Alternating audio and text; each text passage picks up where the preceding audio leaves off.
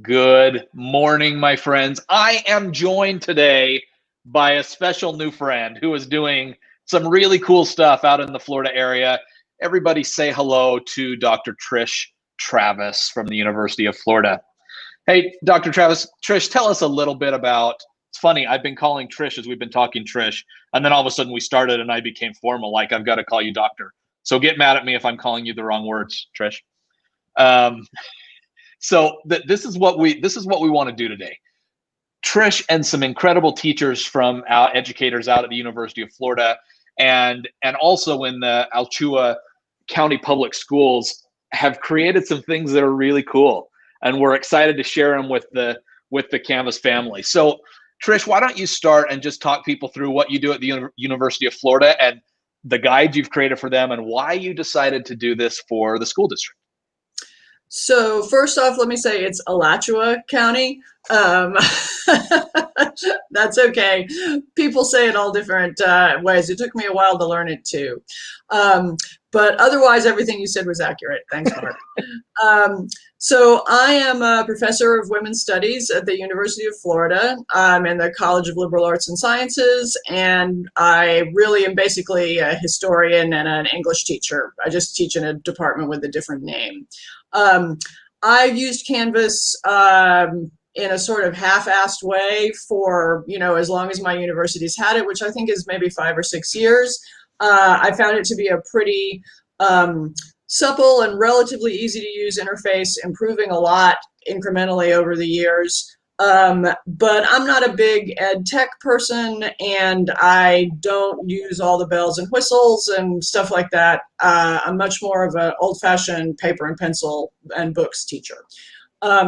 This summer, as the college prepared for so much remote teaching in the fall, my dean asked me if I would make a guide to Canvas for faculty like myself who hadn't really had much experience teaching in a virtual environment. So I did that, and that prompted me to sort of sharpen my knowledge of the things that I did and learn some new stuff about Canvas, which was useful for me.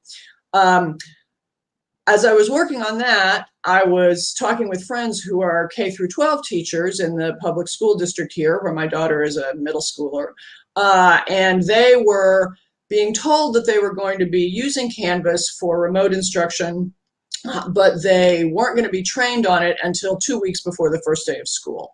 That's no slight on Canvas. That just has to do with our crazy state and the ways in which school reopening were handled and mishandled by administrators way above my pay grade. So my friends who were teachers asked me if they could see the guide that I had made for the university faculty, which wasn't really going to be particularly useful because much of what I had written had to do with compliance issues that are specific to the university and state accreditors, regional accreditation, state policy, and stuff like that. So I used to be a classroom teacher. I taught high school English for several years back in the 90s, way before any of this was invented. So I just sort of rewrote the guide that I had to make it more useful for classroom teachers. And I gave that out to my friends who were teachers, and they found it to be generally useful, but there's so much customization that it also was kind of, sort of set aside what they needed to learn to get ready for teaching in their classrooms. But what I realized as I was doing that project was that the next level of people who knew nothing about Canvas were the parents of many of the kids who were going to be going to school. We're a small college town.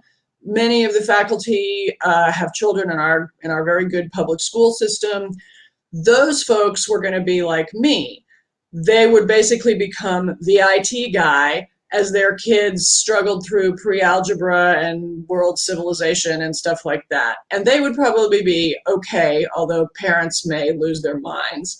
But there are a lot of kids, especially from under-resourced households, who are not going to have a personal Canvas expert in the house.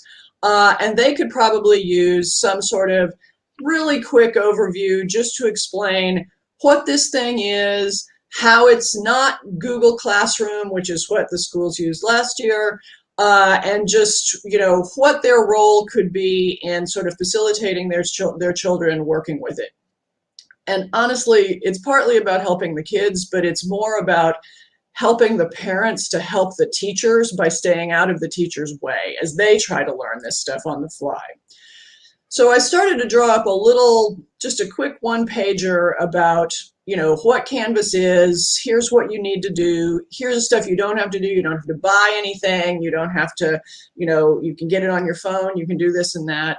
But what I quickly realized is that while I was writing very consciously at about a middle grade literacy level, so that a diverse cross-section of our parents could get a handle on what I was saying, I hadn't really thought about the fact that we have a large number of students for whom English is a second language.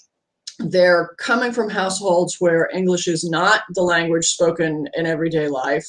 And while many of them are associated with the university, and so their families are relatively high literacy in their own languages, there are other families that are not quite so comfortable reading documents in other languages. And so we really needed to reach these English language learner families, as well as the broad cross-section of Americans in Gainesville. We have a high number of other languages spoken in our public school system. Although we're a city of only about 150,000 people, around 25 languages are spoken in our public schools. The most popular of those is Spanish, followed by Mandarin, Chinese, followed by Portuguese, because there are a high number of Brazilians, and then followed by Korean. But we also have languages like Haitian Creole that is spoken widely, Farsi, and a bunch of other lesser known languages. And those are parents whose needs need to be met, just like people who speak dominant languages. So I rounded up a bunch of other parents and grandparents, some from the university, some not, and they heroically, on the weekend before classes started at UF, translated the little guide that I had made into 8 different languages. So we were able to work through our local PTA to publish this multilingual guide. It just covers some basic stuff, but it shows the different places on the portals where the kids need to sign in. It says a little bit about how to contact the school district if you have trouble with Canvas, who you talk to if your kids need help learning how to use it. And it does it all in a whopping 9 languages, which has really taken the burden off some of our public school staff and teachers and eased the way back into a very crazy school year for a lot of the families in our county. And it's one of the few things that I've been able to finish in the last 5 months.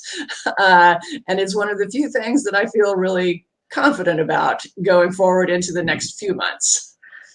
So this is awesome. Everybody who's joining us, we've got a good crowd on here. Right now, I am hitting enter and putting in the comments a really incredible resource from Trysh, from Dr. Travis. This is something that she put together, like she was just talking about, with some other incredible educators from out in the area. That is this guide that has been translated into now 9 languages, including English. That is just an easy guide that showcases what is it that Canvas does, what is the value that it's going to bring. It's almost a beginner's guide, wouldn't you say, Trysh? So the families really understand what it is they're getting into. Is that fair? Yeah, it might even be better described as pre-beginner, because it's not an attempt to teach parents how to do anything with Canvas. It's just an explanation of what it is, why the school is using it, how it's different from Zoom, which is another technology that has been very much in the media in the last 6 months. And it basically just sort of lets them know it's a thing your kids are going to be using. It's okay. It's not dangerous. We'll all figure it out together as we go forward. Love it. So I'm going to show everybody right now. Trysh, I want to show them just this. I think you guys are seeing right now the Alachua County Council PTA. Nicely done. Thank you. I learned from my mistakes. So this is what was shared and put together with the Alachua County Public Schools. As you can see here, this is the family guide that Dr. Travis put together. Very basic, and I love her description that it's almost a pre-beginner version. What is Canvas for? The fact that there's a lot of people out there that maybe are nervous with all the issues that happen, for example, with Zoom. How do we make sure that our kids are safe?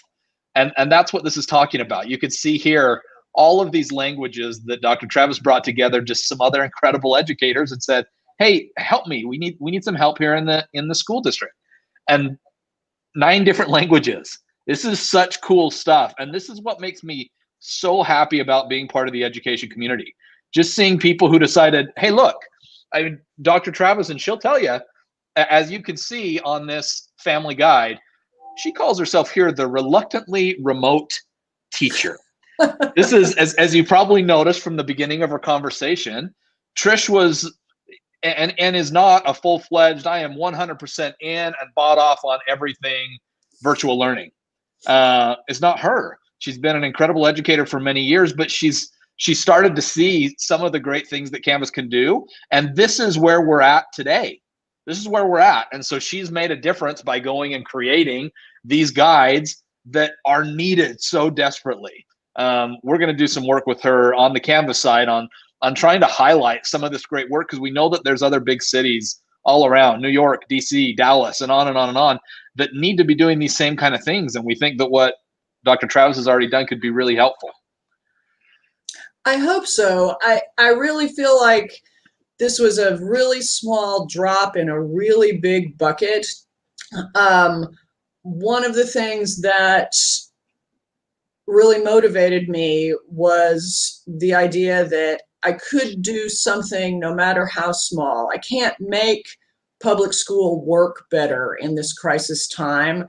I can't alleviate the burden on other families that are even more stressed than my own as they try to educate kids at home while also keeping their jobs. I can't solve those problems. But I could do a little tiny bit to explain one small thing that would maybe relieve some of the stress on some parents at back to school time. And with the help of my colleagues, I feel like we were actually able to do that, which was really mentally freeing in this situation in which, as educators, as parents, as citizens, it's just been really hard to feel like we can make any kind of difference at all. Totally. Trysh, one of our good friends who's here with us often, Lorraine Hawkins from out of Penn State, is saying, thanks for helping people feel like somebody has their back in these challenging times. Totally agree, Lorraine. Thanks for joining us. I am amazed and honored to even know someone like Trysh, those great educators who are just doing good. And that may sound cheeky and a little funny, but that's what we need. I've been amazed the past many months as I've been able to hear and watch and see educators who have said, I'm going to make a difference. It may not be big, it may be small, but I'm going to go do something. Yeah, it was definitely at a time when it feels like most things are out of our control. This was something that I felt like we can do this. If I can just get the right people in line to help me. And I want to say really clearly that if it weren't for the help of the Alachua County PTA, this never could have happened, because no individual school is the right place to sort of move this information forward, and no one at the district had the bandwidth to think about this issue. So it was the PTA that really was able to serve as this sort of go-between between the school district and the parents who need the information. And they really were catalysts for making some good things happen. I think that that's an organization that is often overlooked for its powerful abilities to create change in a community, particularly in the lives of individual teachers in schools and the lives of individual students as well. So I'm not always the best mom at getting my stuff to the bake sale on time, but I'm a dues-paying member of the PTA, and I really valued working with them in this situation. It's a place where I think right now there's a lot of need, and I think the members of the PTA are, pretty stressed in terms of their own lives, but that is a resource that public schools have right now that is really dedicated to doing what's best for teachers and students and not involved in all of the political stuff. And I really feel like they are in a key place for facilitating the difficult learning that's going to be going on this year. I love this. So I'm opening the question. We've got a lot of good viewers on here. I'm calling some specifically out that have come into the chat. Christy from out in Hawaii, Coy, Becca, Lorraine, and Candy, and others. I want to hear from you. What are some things that you're seeing out in your own individual communities that are being done that are really helping further education in whatever level that is, whether that's in higher ed or K-12? Trish's story is really fun for me because it pushes the boundaries of both. The fact that she created this guide, the fact that we have Trysh, who, again, I'm going to keep pushing back on that point, that she says she is the reluctantly remote teacher. But kind of jumped in and decided, wow, there's some cool stuff that I can do here. Created a guide for their college out at UF, and then said, hey, I can take what I've already created and break it down so that it's really helpful for all of these incredible ESOL students and parents out in the Alachua County School District. And so awesome. So awesome. Big thanks to the PTA out there. We need more of this, and I want to hear more about it. If you have stories, anybody, about other people that you think are doing great things, as always, shoot me a note. Mark.booth, B-O-O-T-H-E, @instructor.com. I'd love to hear from you. I'd love to highlight you. We need a lot more goodness in the world right now. And Trysh and these wonderful educators are some of that goodness. So send it to us. Trysh, what do you think as far as, we were talking earlier, just the two of us, with all the crazy stuff that's going on in the world right now, this was something that you could control, with all the fires and the hurricanes and everything else that's coming up. What would your suggestion or recommendation be to other educators? How can they get involved in helping? Where do they start?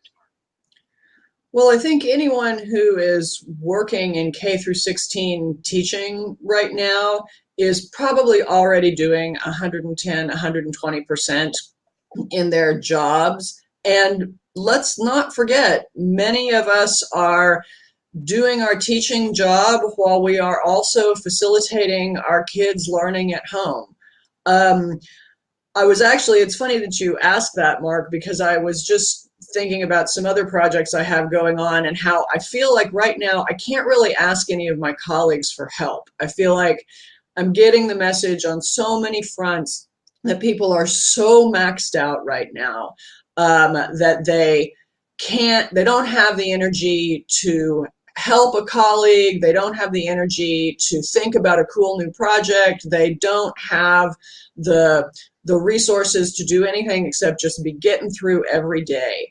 And I really respect that, especially K through 12 teachers who are working in schools that were already under-resourced, where they are deeply concerned about their health and well-being and the health and well-being of their families as they work in not particularly safe spaces.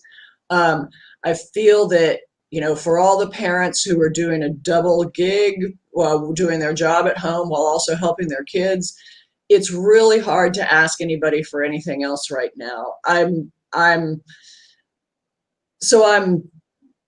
I think one of the things that is really key to do is to identify strategically who are the people that could give a little bit more right now, and to only ask them, not to ask other people. I, for example, am a tenured professor at a big university that is not likely to suffer life-threatening financial damage in this pandemic. In addition, I'm on a research leave this semester, so I didn't have to prepare for my own classes this year, which is why I felt like I could help other people. And I think that there are so many people in education right now who are just maxed out. I'm excited to have met you and to connect with you because I feel like you're coming from a different place in the education world right now, where you guys are experiencing a lot of growth, and it's kind of chaotic, but it sounds like it's also exciting and inspiring in some ways. And right now, I would say most of the people that I work with are not feeling particularly inspired. They're feeling like they are holding on for dear life. And I feel like, teachers have always been in a position where people are telling them, you're not doing this for the money. Think about the children. You're doing this because you're a good person and you care about this, that, and the other. And none of that is false, but you get to a point where you need more of a payoff than the warm fuzzy of doing the right thing. And right now I feel very angry at school and school district and university administrators who are telling their faculties, oh, well, you just need to do it because it's what's right for the kids. I think everyone involved in education is motivated by that. And there is a time when we have to think about ourselves too. We need to think about what works for us. For myself as a researcher, I have research that I have to get done. I am also a parent. I have a child that I have to take care of. So the idea that I'm going to give it all for my students, yeah, I like that idea. It's why I'm in this job. But there's also a point where that's not the only thing that I'm calculating on right now. And I think that it's important for everybody who's sort of in a string pulling position in state legislatures, in school district administrations, in individual schools, to realize we've got to stop asking people to do more with less and to cope in these difficult circumstances. We got to strategically find the people like yourself, Mark, who've got some energy, who have some bandwidth, who have a little bit of slack in their lines so that they can be giving in a situation in which a lot of people are already giving as much or more than they can really sustain. Love it. Love it. And the comments we're getting right now, as you can see, coming in from different places. Candy here is saying, preach it. Stephanie is saying, I feel that way, overwhelmed, barely holding on. Christy, our friend from out in Hawaii, is saying, thanks, Trish, for sharing the truth of what teachers are going through with working online with families.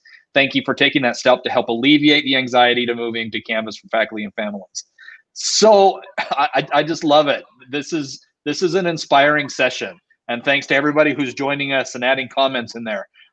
You hear of other great people like yourselves, like Trish, send me a note. I want to highlight them. I want to make sure that we're banding together with people who might have even a splinter of bandwidth to be able to do something, and let's showcase them, because there's so much goodness going on in the education world that we need to stop harping on the bad and start focusing on the good, because there is so much good and inspiring that's happening. I think that's really true. And I mean, I see it in the way my daughter's teachers are working with her this semester. I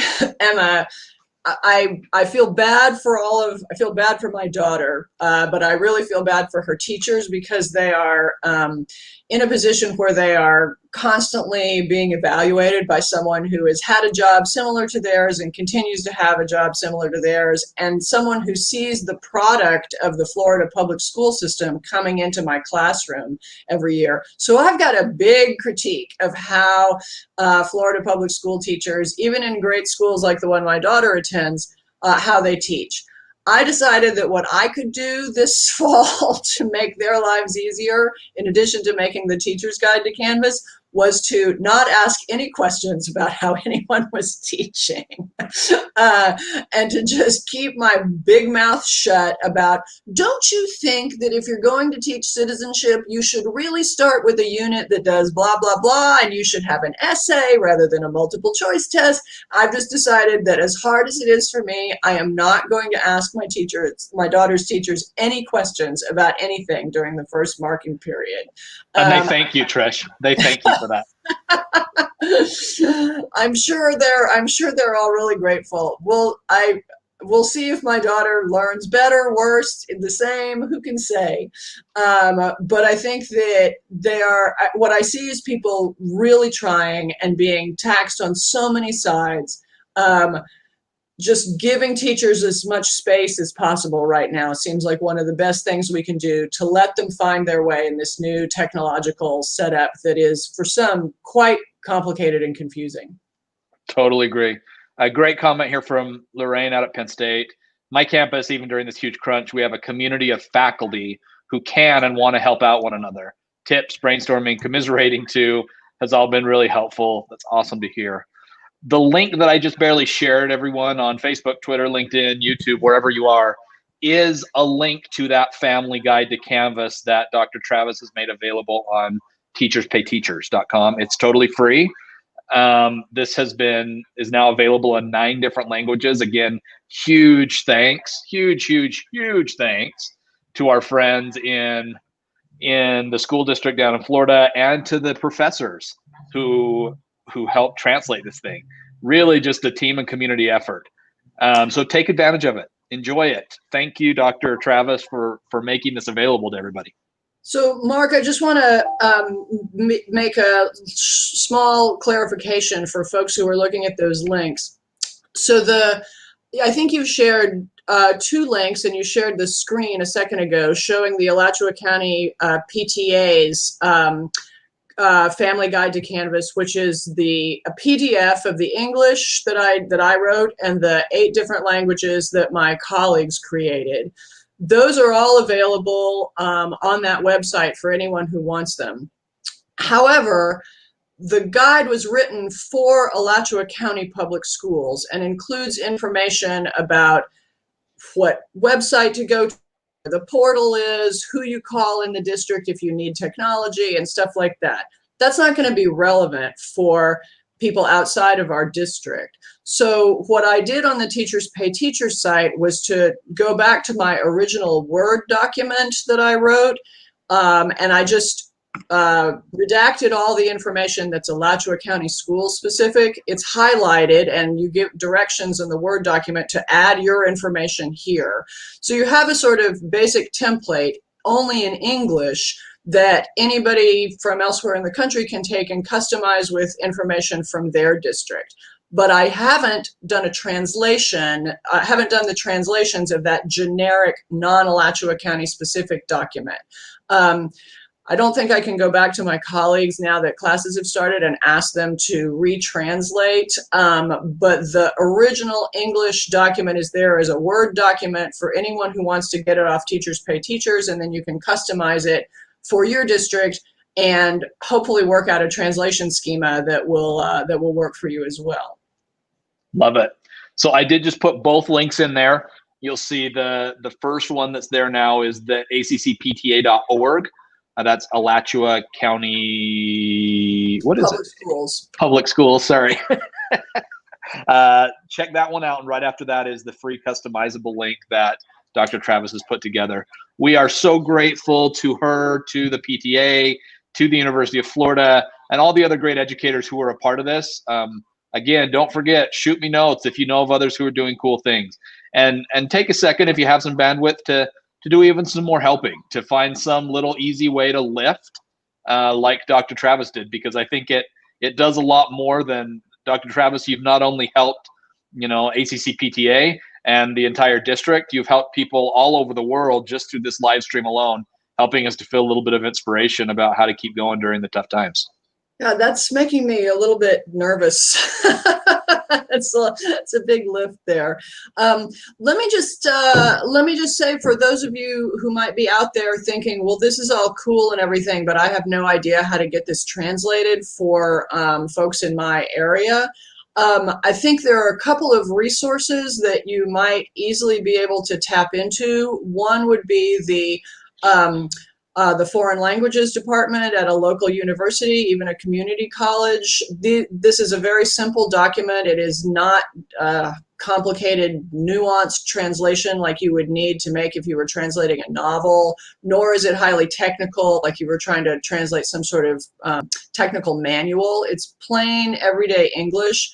And so a person, not necessarily even specially trained, should be able to translate it into other languages. You could find such people potentially in your own school if you have a strong foreign language, particularly Spanish or Creole department. You can find them at a local community college or university, and for less commonly used languages, you might be able to find them in the immigration aid communities. So folks who work as translators in the court system, or who work for human rights organizations, they often know people who are bilingual, either because they grew up speaking two languages or because they have learned another language for their social justice and human rights work. These are the kinds of folks that you might try to tap into their networks in order to find translators in your community. Love it. Again, thanks everybody for joining us. We're back tomorrow morning at 10:30 a.m. Mountain Time. Check out these resources that we made available on the different platforms. Feel free to reach out to me as always, mark.booth@Instructor, if you have any questions or needs that I can help with. Huge shout out to Dr. Travis, specifically to the Alachua County Digital Academy, and to those who have helped make these resources possible. Everybody have a great day, and we will see you tomorrow. Thanks, Dr. Travis. Okay, thanks a lot.